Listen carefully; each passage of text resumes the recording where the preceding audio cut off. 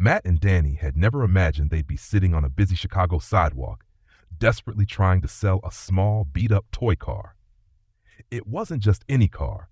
It had been their father's favorite, a little blue model Chevy, scratched up from years of racing around the kitchen floor. To anyone else, it looked worthless, but to them, it was a priceless piece of memory. Their dad had once joked about it, saying that when they grew up, they'd drive a real Chevy, brand new off the lot. He'd laugh and say he'd sit shotgun, cranking the radio loud enough to annoy their mom. But he wasn't around to keep that promise anymore. And now the only thing that mattered was getting medicine for their mom, who lay in their tiny apartment, weak and fading from an illness they didn't understand. People rushed past them, heads down, eyes fixed on phones or coffee cups, hurriedly making their way through another busy day. Nobody noticed the two boys with a cardboard sign, or maybe they just chose not to. They had become invisible in the noise of city life, just two more kids on the street with a story nobody had time to hear. Then something unexpected happened. Amid the blur of pedestrians and honking horns, a sleek black sedan slowed down and stopped just a few feet away. The back door opened and a man stepped out, dressed in the kind of suit that belonged to someone important. Matt nudged Danny. This guy wasn't like everyone else. The boys watched him approach, wondering if he was lost or looking for directions. Surely he wasn't interested in their little car. But he paused in front of them, glanced down at the small sign, and then at the toy car sitting between them. He asked softly how much they wanted for it. Matt hesitated, unsure how to answer. They'd been hoping for a few dollars, enough to buy their mom's prescription and maybe a loaf of bread. But looking at this man, it felt strange to name any price at all. They stammered out something vague, something modest, embarrassed to ask for more. Without questioning their motive or lecturing them, the man reached into his wallet and pulled out a few bills, far more than they dared to dream of. Matt and Danny exchanged shocked glances, speechless. They wondered briefly if it was a trick, but the stranger simply handed over the money and gently took the small blue car from them. He didn't walk away immediately. Instead, he stood there quietly, examining the worn toy as if it held some hidden value beyond what anyone else could see. Something passed across his face, a quiet reflection, maybe a memory, something neither of the boys could quite understand. Then he looked back at them, asked quietly where their parents were, and listened as they cautiously explained about their mom. The man seemed troubled but didn't say much more. He thanked them again, pocketed the small car carefully, almost reverently, and then turned to walk away. Matt and Danny watched as he returned to his waiting car. The sedan didn't pull away right away, though. Instead, it lingered, engine idling. The boys didn't move. They clutched the money tightly, confused but hopeful.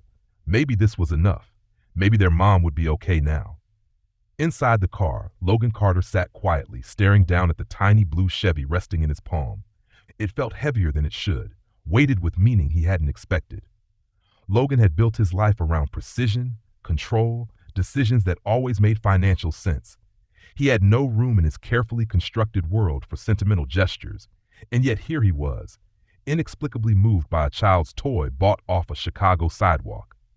Something about the boys' faces, their quiet desperation, tugged at corners of his memory he'd long since buried. He thought of another time, another life, when family dinners and bedtime stories filled evenings he'd since replaced with corporate meetings and endless phone calls. He wondered when exactly he'd lost track of what mattered, when the numbers had become more important than the faces behind them. He turned to his driver, intending to give instructions for the next business appointment. But as he opened his mouth, the words surprised even him. Instead of heading downtown, Logan asked the driver to wait, to discreetly follow the two boys home. He needed to see where they'd come from, to understand why he'd felt compelled to buy something so insignificant, yet oddly profound.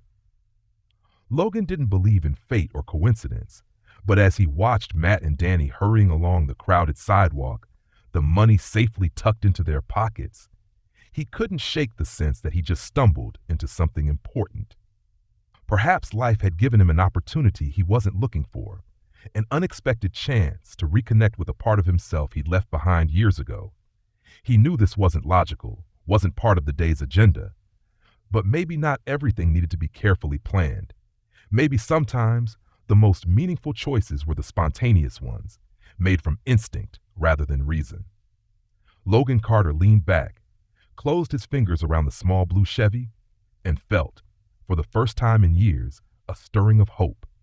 Not because he'd helped two strangers, but because he sensed that somehow, in ways he couldn't yet imagine, they were about to help him. Logan Carter had always been practical, logical, driven, qualities that built his media empire from scratch and cemented his reputation as a shrewd businessman. Yet, sitting in the backseat of his car as it slowly followed two kids he just met on a Chicago sidewalk, he felt anything but practical. The boys hurried along, glancing nervously behind them now and then, their pockets full of his money, probably unsure why a stranger would show such unexpected generosity. Truth be told, Logan himself couldn't answer that question clearly. The little blue car, tucked securely in his jacket, felt strangely comforting. It reminded him of something familiar yet distant, a feeling he'd spent years trying to forget. He rarely did anything without calculation, without clear benefit or purpose. But today was different. Today, instinct had overruled reason. The boys finally disappeared into a rundown apartment building Logan knew all too well from his childhood, a place where broken elevators and cracked walls meant struggles, not comforts. He hesitated. This was the part where he usually backed out, drew a line, moved on. But for some reason, today he couldn't. Something pushed him forward, urged him into the building. A reminder that sometimes curiosity is a door that once opened can't easily be closed again. He climbed the stairs slowly, following the faint sound of voices, until he reached a battered wooden door left slightly ajar. Voices drifted out, soft, urgent, filled with worry. He paused, feeling an unexpected surge of hesitation. Logan had built walls precisely to avoid this kind of emotional entanglement, but today he couldn't turn away. He knocked gently, uncertain of what he'd say when the door fully opened. But when it did, he didn't need words at all. The boys recognized him instantly, their surprise evident, quickly replaced by confusion. They cautiously invited him in, unsure what else to do. Stepping into their home, Logan felt as if he'd been transported back in time, to a place where every day felt like survival. The apartment was bare, stripped down to only the essentials. In one corner, a woman lay quietly, her breathing faint and labored. Logan understood immediately. This was why the boys had been so desperate. They weren't trying to earn pocket money. They were fighting for their mother's life. He listened as Matt quietly explained about their mother's illness, how the doctors had said treatment was possible but expensive. The money Logan had given them, he realized with sudden clarity, wasn't nearly enough. Yet, even in this bleak situation, there was something powerful in the way Matt and Danny spoke about their mother. Despite their circumstances, hope had not entirely left them. They still believed things could change, could get better, if only someone would help. Logan felt himself at a crossroads. For years, he'd insulated himself from exactly this kind of messy, emotional reality. His wealth had created a buffer, a shield from hardship. But standing in this small, dimly lit apartment, Logan was reminded of a truth he'd long buried. Real life, with all its uncertainties and challenges, couldn't be solved with numbers alone. Without really knowing what prompted him, Logan offered to help. He wasn't thinking of tax breaks, corporate social responsibility, or public image. This wasn't a calculated move. It was simply the right thing to do. He arranged for immediate medical care, assured the boys everything would be handled, and before they fully grasped what was happening, he had set in motion something neither he nor they could have predicted. He brought the boys with him, temporarily, he told himself, to ensure they wouldn't be alone while their mother received treatment. As his car drove them away from their familiar neighborhood toward his world of privilege and excess, Logan felt a pang of anxiety. He wondered briefly if he'd made a mistake, inviting chaos into his carefully ordered life. Yet the small blue car in his pocket served as a quiet reassurance, a reminder that sometimes life's most meaningful decisions weren't rational at all. They came from a place deeper inside, from an instinct that refused to be ignored. Maybe, Logan thought, he wasn't just helping these boys. Maybe he was helping himself. Back at his mansion, as Matt and Danny stood awkwardly in the grand foyer, Unsure how to behave in such an unfamiliar environment, Logan realized just how strange this must feel for them. The polished marble, towering ceilings, and expensive furniture stood in stark contrast to everything they'd known. He sensed their unease, their quiet discomfort at being thrust into a world so different from their own. He told them it would be temporary, just until their mother recovered. But even as he said the words, Logan wasn't entirely sure he meant them. Temporary implied an end, a clean break, a return to normal. But he had a growing suspicion that normal was changing, for them, and especially for him. Logan hadn't sought this out. He wasn't looking to change his life or disrupt his routine. Yet here he was, suddenly responsible for two young boys who had nowhere else to turn. It should have terrified him, threatened everything he'd built. Instead, he felt strangely calm, as if this was exactly where he was supposed to be. For the first time in years, Logan realized something important. Life's greatest turning points rarely came announced or planned.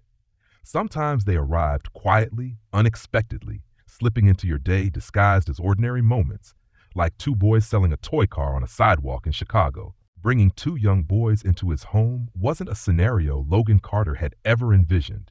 His sprawling mansion was usually silent, each room immaculately maintained yet empty of life. It wasn't a place designed for children or visitors.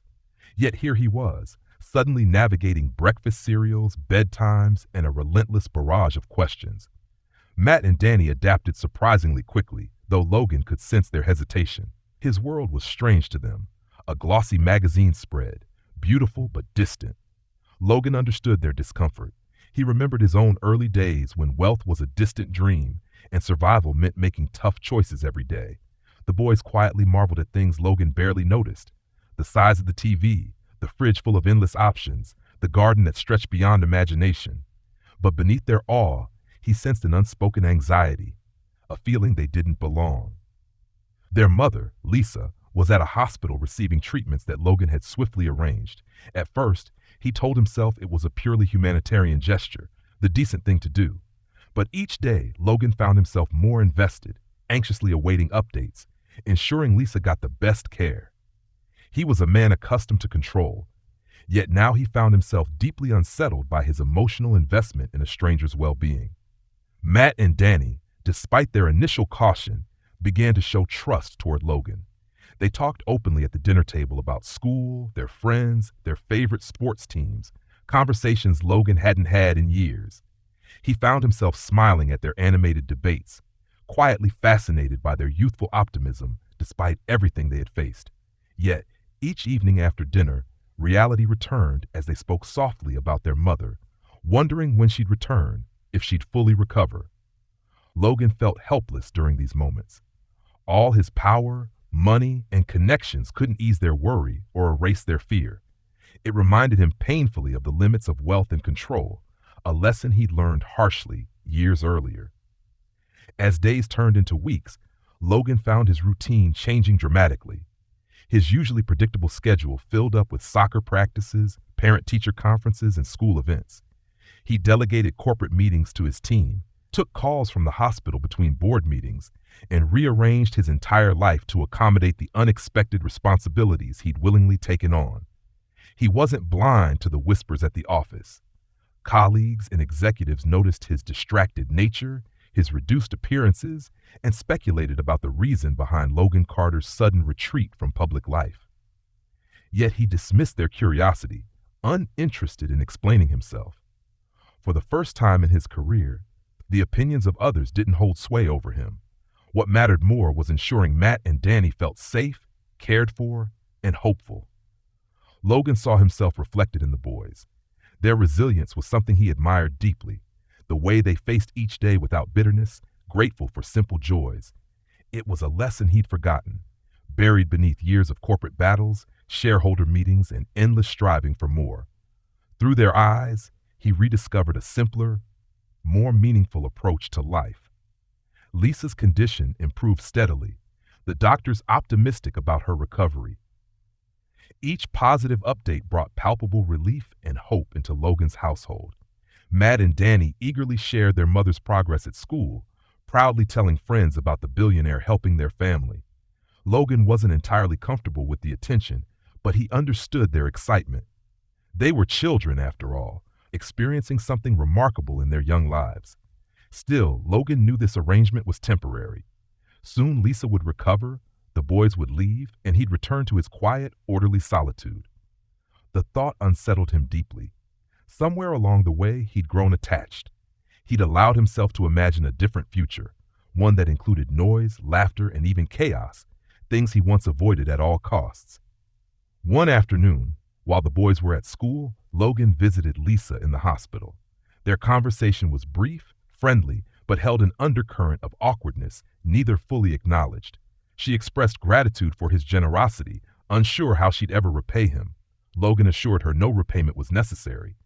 Yet unspoken between them was a looming question. What next? Returning home, Logan pondered the answer. His life had changed so unexpectedly, so dramatically, he barely recognized himself. His business empire felt distant, secondary now to the tangible impact he'd experienced through helping Matt, Danny, and Lisa. He wasn't just an observer anymore. He had become deeply involved in their lives, their future intertwined with his own in ways he hadn't planned.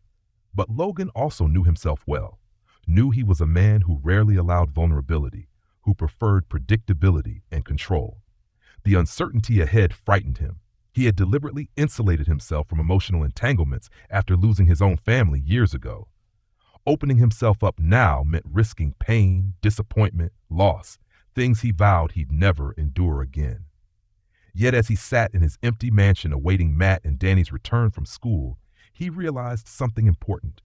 The risk of loss was already there. He had become attached without intending to, caring deeply about the fate of these two boys and their mother. Whether he admitted it or not, he was invested in their story.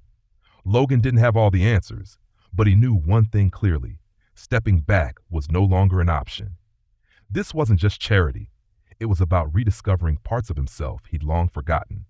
And maybe, just maybe, it was also about giving himself permission to truly live again. Logan Carter's past wasn't something he talked about.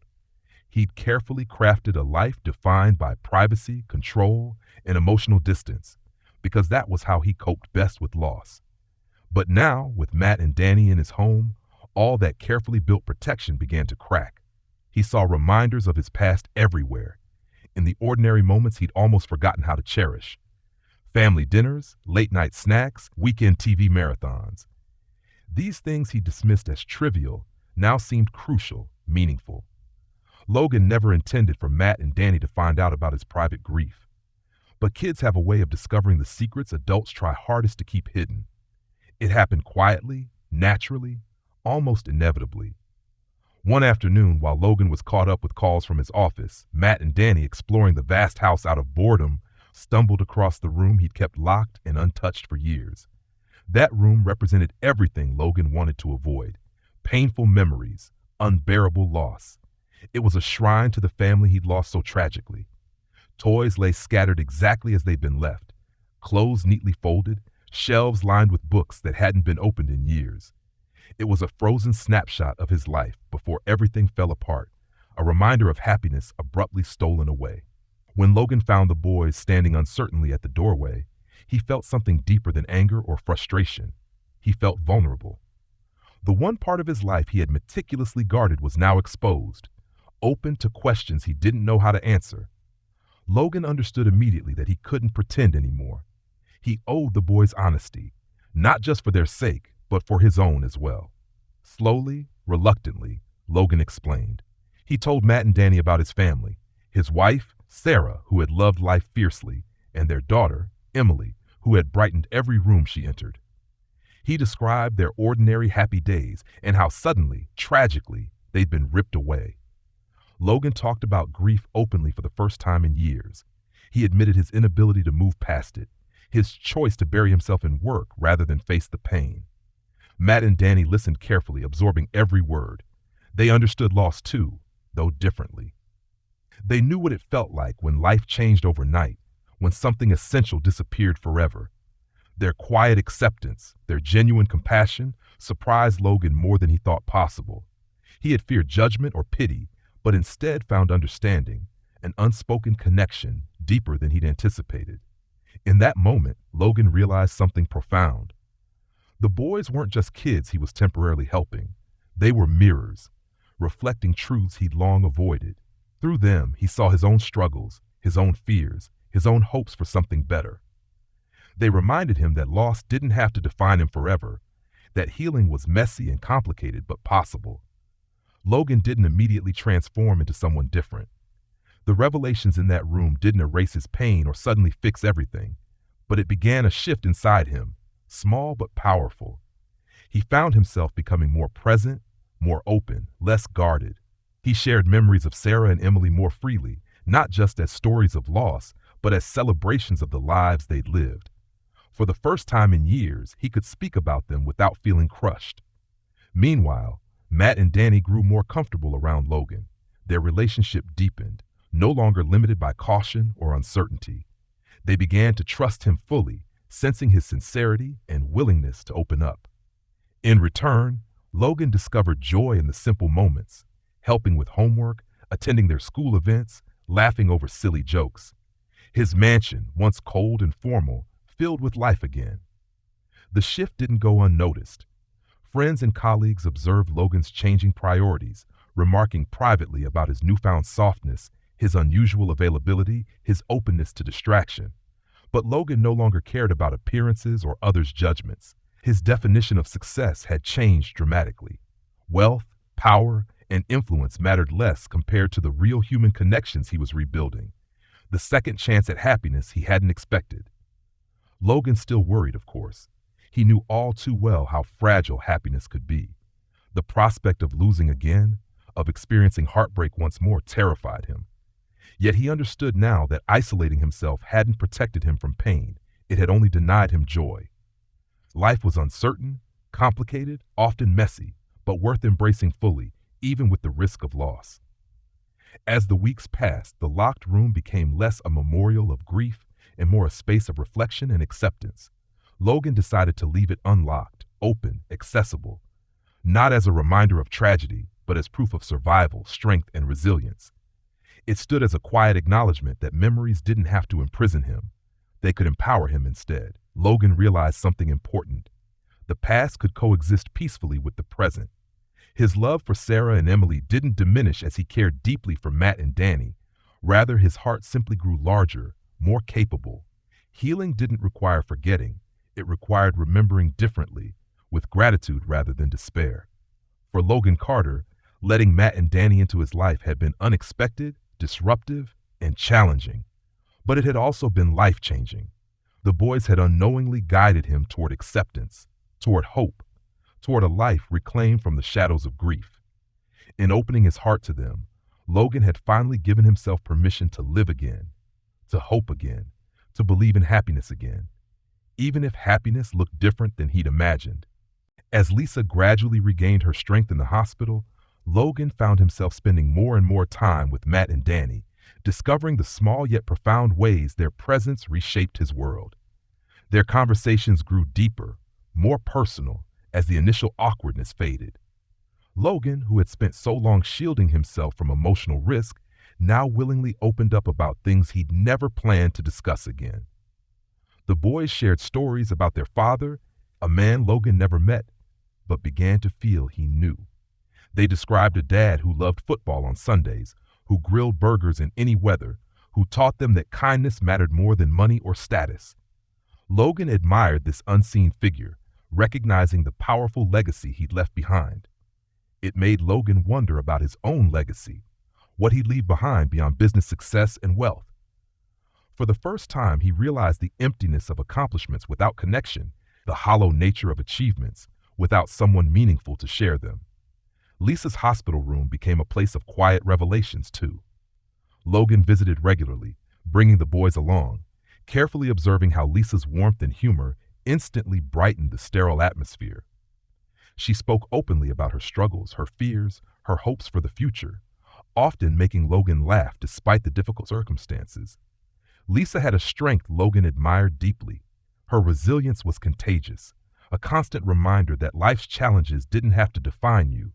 They could shape you into someone stronger, wiser, better. During one of these visits, Lisa asked Logan directly why he'd gotten involved, why he'd helped her family. He initially offered polite answers, something vague about doing the right thing, but Lisa saw through it immediately. Logan finally admitted the truth. He saw in Matt and Danny a reflection of his own daughter, Emily. He saw their potential, their goodness, and couldn't stand by when he had the power to help. It wasn't charity, it was something deeper, more personal. Lisa understood. She didn't pity him, didn't treat him differently. Instead, she quietly acknowledged his loss and pain, sharing her own experiences openly. She spoke candidly about how losing her husband had shaped her life, how grief had become a constant companion, but also a teacher. Her honesty touched Logan deeply, helping him understand that he wasn't alone in his journey. Grief connected them all, him, Lisa, Matt, Danny, in a web of shared experiences that made their relationship uniquely powerful. Logan realized he had changed profoundly. He saw the world differently now. His empire, his reputation, the careful facade he'd constructed, all felt less urgent, less important. What mattered most was human connection, the messy, unpredictable, beautiful chaos of relationships that couldn't be measured in dollars or data points. When Lisa was finally strong enough to talk about returning home, Logan felt a sharp pang of anxiety. The boys had become integral to his daily life, and he worried deeply about what their departure would mean. He'd grown attached, emotionally invested. The thought of returning to an empty, silent home was deeply unsettling. Yet Logan understood he couldn't cling to them simply because they filled his loneliness. He respected Lisa's independence and admired her determination to rebuild her life. He had no right to interfere with that. Still, Lisa's recovery posed challenging questions. How could they return to their cramped apartment, their life of uncertainty, after experiencing something better, safer, more stable? Logan wrestled with this question privately, wondering if it would be selfish or inappropriate to suggest they stay longer. He didn't want Lisa to misunderstand his intentions, nor did he want the boys to feel obligated or trapped. One evening, Logan gently broached the topic with Lisa, cautiously suggesting that perhaps her family didn't need to rush out of his home. Lisa considered his offer thoughtfully. She admitted concerns about relying too heavily on his generosity, about overstaying their welcome.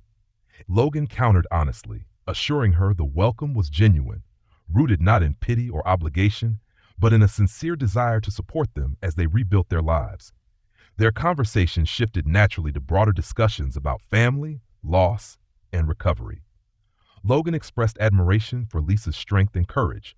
Lisa praised Logan's unexpected kindness, his vulnerability beneath the tough exterior. They spoke openly about their shared fears, about losing again, about allowing themselves to hope, about taking emotional risks after experiencing profound pain. Gradually, they realized they had built something rare, a friendship forged through shared challenges, genuine respect, and mutual understanding. It wasn't romantic or sentimental, it was deeper, anchored in reality and compassion. They understood clearly that life rarely offered perfect solutions or easy answers. Sometimes, Logan reflected, the best anyone could do was embrace uncertainty together, finding strength in mutual support rather than guarantees. Ultimately, Lisa agreed to remain at Logan's home, at least temporarily. They chose not to define a timeline or outcome, simply allowing life to unfold naturally. This decision brought Logan a sense of relief he hadn't anticipated. He knew challenges still lay ahead, knew nothing was guaranteed, yet he felt hopeful, truly hopeful, for the first time in years. As Matt and Danny enthusiastically discussed the future around the dinner table that night, Logan quietly realized something profound. He hadn't just helped their family, they had helped him, perhaps even more profoundly. Their presence had taught him to trust again, to risk vulnerability, to embrace life's uncertainty rather than constantly fighting it. For Logan Carter, opening his home and his heart had been an unexpected journey. But as he watched Matt and Danny laugh easily over their meal, saw Lisa smiling gently at her sons, Logan felt a quiet gratitude for the chance encounter on that busy Chicago sidewalk, the moment he'd chosen to stop, listen, and care. Logan knew from experience that change rarely arrived quietly.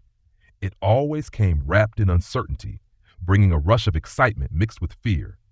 Yet even knowing this, he found himself unprepared for the decision looming ahead. The day Lisa's doctors confirmed she could manage outpatient treatments, Logan felt a shift. Until now, he'd convinced himself this arrangement was temporary, a brief moment where their lives overlapped, a shared chapter that would naturally conclude. But standing in the kitchen that evening, listening to Matt and Danny excitedly talk about returning to their apartment and their old friends, Logan felt something deeper than relief. He felt loss. His mind raced with possibilities. He could easily help Lisa secure a better apartment or assist financially as she rebuilt her life. Yet every logical solution felt wrong. None captured what had formed organically between them, this unexpected bond, this genuine family atmosphere that had quietly taken root. Logan realized this wasn't about charity or obligation. It was about connection, a rare second chance at something he'd lost. He wrestled with the idea, knowing he risked rejection, misunderstanding, or worse, complicating their lives further. Yet the thought of losing this newfound warmth was unbearable. For the first time in years, Logan found himself wanting something deeply personal, something not measured by success or recognition, but defined solely by emotional truth. Finally, he made his decision. Logan chose to lay everything out openly, transparently. He approached Lisa carefully, aware that he was stepping onto uncertain ground. Their conversation began slowly, cautiously, both mindful of protecting what they'd built. He acknowledged openly that what he was asking was unusual, perhaps even unfair, but he also emphasized how profoundly the past few months had impacted him. Logan admitted that his original intentions had been straightforward: help a family in need, then step back. But somewhere along the way, those intentions evolved into something far deeper. Lisa listened carefully, understanding immediately the vulnerability behind Logan's words. He wasn't offering charity or a handout, he was offering partnership, genuine mutual support, and the potential for a life richer than either had imagined. She shared her own perspective openly, describing her fear of becoming dependent or a burden. Lisa had worked tirelessly her entire life, always surviving on her own terms. Accepting help felt foreign, risky, challenging to her pride. Logan reassured her repeatedly, making clear that this wasn't about dependence, but partnership. Both would benefit equally from the arrangement, sharing not only resources, but experiences, challenges, joys, and setbacks. The boys, meanwhile, watched quietly from a distance. They understood something important was unfolding, sensing it through the cautious conversations and the careful way Logan and Lisa navigated their daily interactions. They didn't fully grasp the complexities adults faced, yet instinctively knew this decision held immense significance. Days passed slowly, each conversation deepening their understanding of one another's hopes, fears, and expectations. Logan repeatedly emphasized his genuine desire for them to stay, not because of obligation, but because their presence had profoundly improved his life. He spoke honestly about loneliness, about years spent hiding behind wealth and success, avoiding genuine connection. Lisa shared openly about her struggles, the exhaustion of carrying burdens alone, and the comfort of finally having someone trustworthy by her side. Gradually, their hesitation faded. They agreed to an open-ended arrangement. Matt, Danny, and Lisa would stay, continuing to share Logan's home as equal participants, not guests. It was a choice built on mutual trust, respect, and the acknowledgement that while uncertainty still remained, facing them together was far better than confronting them alone. The practical details, rooms, schedules, logistics, fell into place effortlessly. They chose to embrace the arrangement not as temporary, but as something genuine and lasting. Matt and Danny flourished, their initial awkwardness replaced by an easy familiarity and confidence. Logan, meanwhile, discovered himself deeply invested in small things he'd long dismissed: family dinners, school events, weekend activities. His priorities shifted dramatically, his once careful schedule now filled with moments of laughter, genuine conversation, and emotional depth he'd never anticipated. Logan also knew challenges lay ahead. People around him might misunderstand, judge, or gossip, but he'd long stopped caring about external opinions. His life was fuller, richer, and more meaningful now than ever before. That realization alone justified any scrutiny or criticism. Lisa settled comfortably into their shared household, contributing meaningfully and reclaiming her independence while embracing support from Logan, not as charity, but as partnership. They learned to balance vulnerability with strength, independence with reliance, uncertainty with trust.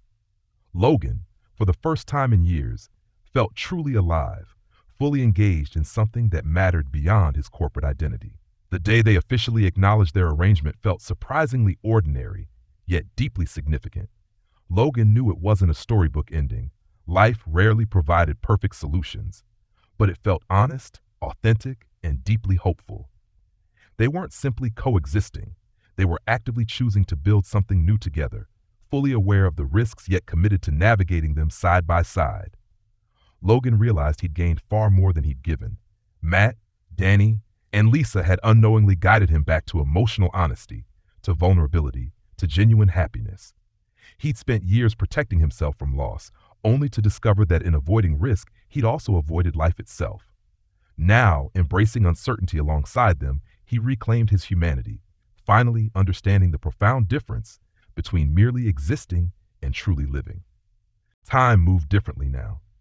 Days were filled with routines that once would have seemed insignificant to Logan. School drop-offs, grocery lists, conversations around the dinner table about science projects and forgotten homework. His calendar no longer dictated his worth. He was learning how to be part of a home, not just the owner of a house. Matt and Danny thrived in ways that were hard to describe but easy to feel. Their laughter came more easily. They started inviting friends over. Logan found himself researching video games just to keep up with their references. He wasn't trying to replace anyone in their lives, and they didn't ask him to. What formed between them was something else entirely. Unexpected, authentic, built day by day with trust, time, and effort. Lisa returned to part-time work at a nonprofit that focused on education for underprivileged children. It suited her, Logan thought, her resilience, her empathy. She refused to be treated like someone who needed saving, and Logan never tried to play the savior. They existed beside each other as equals, sometimes figuring things out one hard conversation at a time. Not everything was easy. There were disagreements over parenting decisions, over how much structure the boys needed, over how involved Logan should be. But they learned how to listen, how to navigate the rough edges. Logan had never known that arguments didn't have to mean distance. Sometimes they were just part of staying close. One night, long after the boys had gone to bed, Lisa and Logan sat quietly, talking about nothing in particular and everything at once. He told her about a dream he used to have when Emily was alive, a dream where he taught her to ride a bike. He'd forgotten about it for years, buried it somewhere so deep he wasn't sure it ever really happened. Lisa didn't interrupt or offer comfort. She just listened. That moment stayed with him. Weeks passed. Logan returned to work gradually, showing up at board meetings with a slightly rumpled shirt or a lunch packed by Danny. People noticed, some whispered, others smiled. His investors were still satisfied, more so actually. He brought clarity to meetings now, not because he was colder or more focused, but because he finally understood what balance looked like. He'd been chasing control for so long he hadn't realized the cost. He used to think grief demanded distance, that letting people in would weaken him, make him vulnerable to pain he couldn't survive twice. But the opposite had proven true. The more he leaned in, the more he let go of the idea that he had to carry everything alone, the stronger he became. One afternoon, Logan found a note tucked between the pages of his book. Danny had written it. It wasn't long, just a scribble in messy handwriting that said, "I'm glad we met you. I think my dad would have liked you." Logan stared at those words for a long time, the kind of long that makes your chest feel too tight, not from sadness, but from the unexpected weight of healing. There were still scars. Some nights were harder than others. There were moments when Emily's name caught in his throat or Sarah's voice came back to him out of nowhere. But those memories no longer haunted the halls of his house. They lived alongside everything new, stories, laughter, mistakes, second chances. The family they'd built wasn't conventional. It didn't follow the neat lines people expected. But it worked, and it mattered. Not because it was perfect, but because it was real. Eventually, Matt asked if he could call Logan Dad. He didn't do it dramatically, no ceremony, just said it once during breakfast. Logan paused, unsure if he'd heard right, unsure if he should respond. But Danny nodded and said he liked the sound of it too. Logan didn't cry. He didn't say much, But he never forgot it. From that day forward, Dad became more than a title. It became a quiet truth that held all the complicated beauty of what they created together. Years later, when people asked Logan how everything changed, how a man so known for being untouchable ended up with a family he never saw coming, he always gave the same answer. It started with a toy car. That was it. Just a small, weathered car sold on a street corner by two boys who didn't know how else to save their mother. Most people didn't understand. They expected a better story, something grander or more polished. But Logan knew better. Sometimes, the most important chapters of your life don't start with a plan. They start with a moment of quiet urgency, a simple act of paying attention, a choice to stop and care. And if you're lucky, really lucky, you don't just save someone else. You save yourself too. Thank you so much for taking the time to experience this story with us. We hope it left you with something meaningful to carry into your own life. If it resonated with you in any way, we'd love to hear your thoughts in the comments below.